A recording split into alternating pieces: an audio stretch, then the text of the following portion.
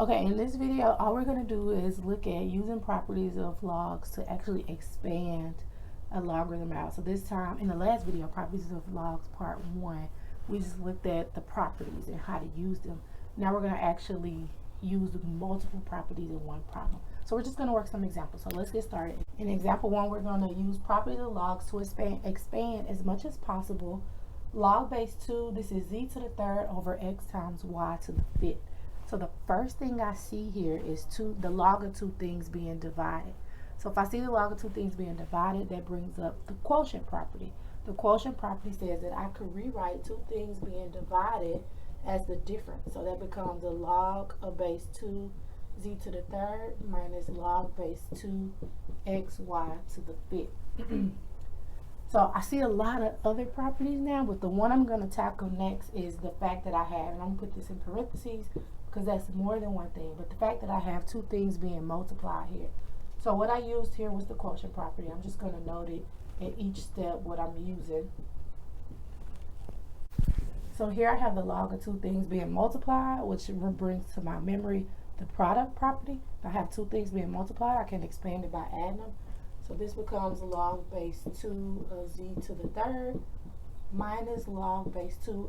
So I'm going to put this in parentheses because this minus actually applies to both of these. So you can either go ahead and distribute the minus as you write it, or it might help if you write this as the sum and then distribute the negative. So this minus goes to this whole thing, which is log base 2x plus log base 2 y to the fifth. So this actually becomes log base 2 z to the third minus log base 2 of x minus log base 2 of y to the fifth. So here we use the product property, and then all I did here was distribute. So I used the distributive property here.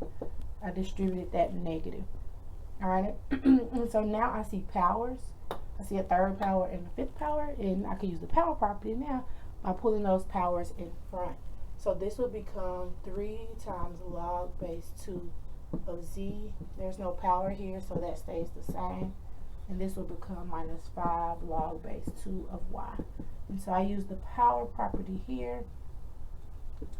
And so now I'm finished. Well, how do I know I'm finished? Because I have the log of only one thing. It's not being multiplied by anything. It doesn't have an exponent. It's just one simple thing. And so once each of these logs involve only one thing in them, then you know you're done. So this would be the log of this completely expanded out. Alright, we're going to try another one. In this one, example 2, we're going to use properties of logs to expand log of the cube root of x plus y squared over 10. So now, there are a lot of different ways you can start this problem. Well, not a lot of different ways, but a couple of ways you can start it. The first thing I want to do is get rid of the cube root and write it as a exponent. So I'm going to rewrite this as log of x plus y squared over 10, all of that to the 1/3 power. Now, I'm going to use the power property first and take that 1/3 and put it in front of the log. So that's why I rewrote that cube root as a power, so I could get rid of it. Alright, so that was by the power property. And again, I'm just writing each step so you can have documentation of what we're doing at each step. Alright, so then I see the log of two things being divided. So next I'm going to use the quotient property. And the quotient property says, and again, this 1/3 applies to both of what I'm about to break up, so I'm going to put this in parentheses. Quotient property says if I have the log of two things being divided, I can expand it out by subtracting.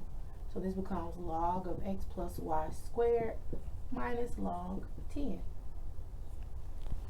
Alrighty.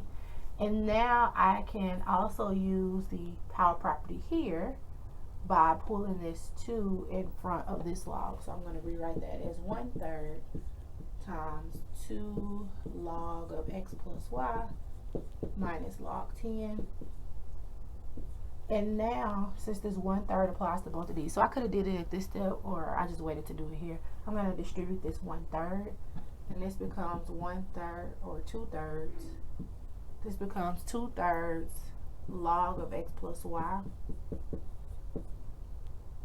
minus 1/3 log 10.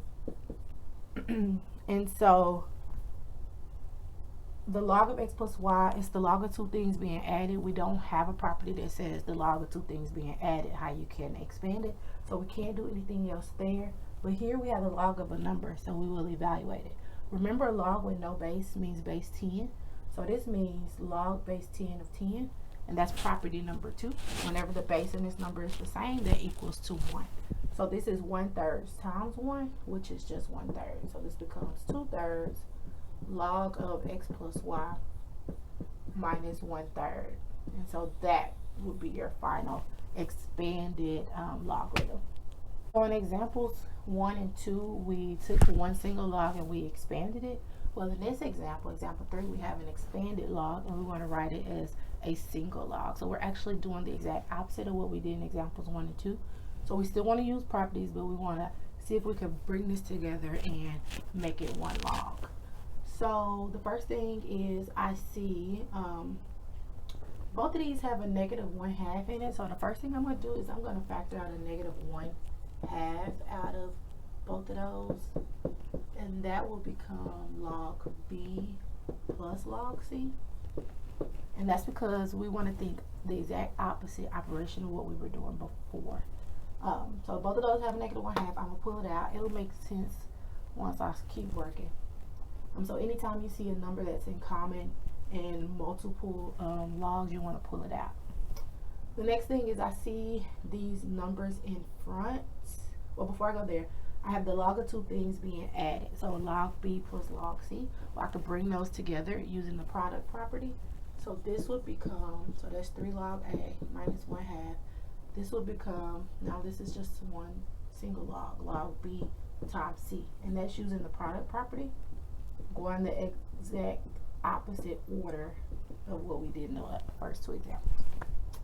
Now I see numbers in front, which means I can use the power property and put those numbers back as an exponent.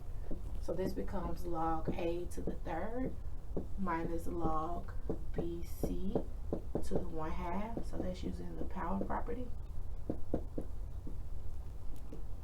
Now I see subtraction, which means I can combine those back together by using the quotient property. So this becomes log a to the 3rd over bc to the 1/2. So we use the quotient property here, and we're actually done because we wrote this as a single expression, but recall that anything to the 1/2 power is the same as the square root. So you could also rewrite this as log of a to the 3rd of the square root of bc. So either one of those two solutions are acceptable. And so that's how you would take that expanded expression and write it as a single logarithm. Okay, so now you try this one. See if you can use properties of logs to expand log base 2 of x to the 10th over yz. So pause the video and give it a shot. Okay, so starting off, the first thing that I see is two things being divided. So this becomes log base 2 of x to the 10th minus log base 2 of yz, and that's using the quotient property.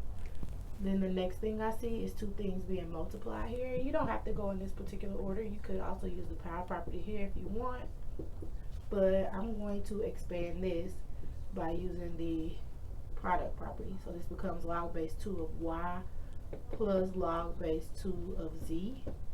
And I put that in parentheses because this minus applies to this whole thing. So this minus is going to distribute. So this becomes log base 2 of x to the 10th minus log base 2 of y minus log base 2 of z. And then here we have the power property. You have an exponent, so you can pull it in front. And that becomes 10 times log base 2 of x minus log base 2 of y minus log base 2 of z. And so once you get here, you are completely done because now you have the log of one thing for each of your logs. And so did you get that correct? Hopefully you got it right. If not, go back, rewind it, go back through each of these steps that I did again. Again, I used the quotient property here, the product property here. Here I distributed, and here I used the power property. So go back, and if you have any questions, you can put them in the comments below. If not, You can go on and watch the videos about solving exponential and logarithmic equations. If this video helped you, make sure you hit the like button so I can know if it's useful or not. And if you haven't already, make sure you hit that subscribe button. So thanks for watching, and I will see you in the next video.